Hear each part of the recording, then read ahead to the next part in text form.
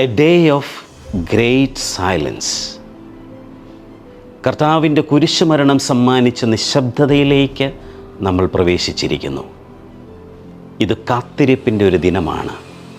അമ്മയും ശിഷ്യരും നമ്മളെല്ലാവരും കാത്തിരിക്കുന്ന സുദിനം. അന്ധകാരത്തിൽ പ്രത്യാശയുടെ വിത്ത് മുളയ്ക്കുവാൻ വേണ്ടി കാത്തിരിക്കുന്ന ദിനം. ഒരിക്കലൊരു കുട്ടി ഒത്തിരി ഇഷ്ടത്തോടുകൂടി പുഷ്പങ്ങൾ സമ്മാനിക്കുന്നൊരു ചെടി അതിൻ്റെ വിത്തുമായി മണ്ണിലേക്ക് പോയി. നല്ല കുഴിയുണ്ടാക്കി അവിടെ ആ വിത്ത് ആ കുട്ടി പാകി മണ്ണുകൊണ്ട് അതിനെ മൂടി. പിറ്റേ ദിവസം രാവിലെ ഓടിച്ചെന്നു താൻ പാകിയ ആ വിത്ത് മുളച്ചോ എന്ന് നോക്കാൻ. അവിടെ ഒന്നും കണ്ടില്ല. നിരാശയിലകപ്പെട്ട കൊച്ച് മെല്ലെ ആ മണ്ണെല്ലാം എടുത്തു മാറ്റി. ആ വിത്തിലേക്ക് നോക്കി, ഒന്നും സംഭവിച്ചിട്ടില്ല. വീണ്ടും കുട്ടി മണ്ണെടുത്ത് മൂടി. അങ്ങനെ ദിവസവും ചെയ്തു. ആ വിത്തിനൊന്നും സംഭവിച്ചില്ല. ആ ഗുരു ഇപ്രകാരം കുട്ടിയോട് പറഞ്ഞു,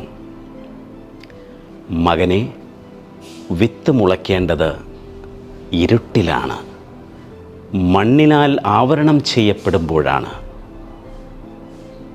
ദുഃഖശനി എന്ന് നമ്മൾ ഒത്തിരി സങ്കടത്തോടുകൂടി വിളിക്കുന്ന ഈ വിശുദ്ധ ശനിയിൽ അന്ധകാരത്തിൻ്റെ ഒരു മൂടൽ, ഇരുട്ടിൻ്റെ ഒരു അനുഭവം, അത് പ്രത്യാശയുടെ വിത്ത് പൊട്ടിമുളയ്ക്കുവാൻ വേണ്ടിയാണ്.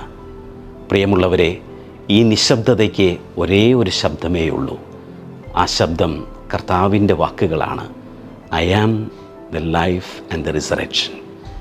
ഞാൻ ജീവനും പുനരുദ്ധാനവുമാണ്. ഈ ദിവസം എങ്ങനെയാണ് നമ്മൾ ആചരിക്കേണ്ടത്?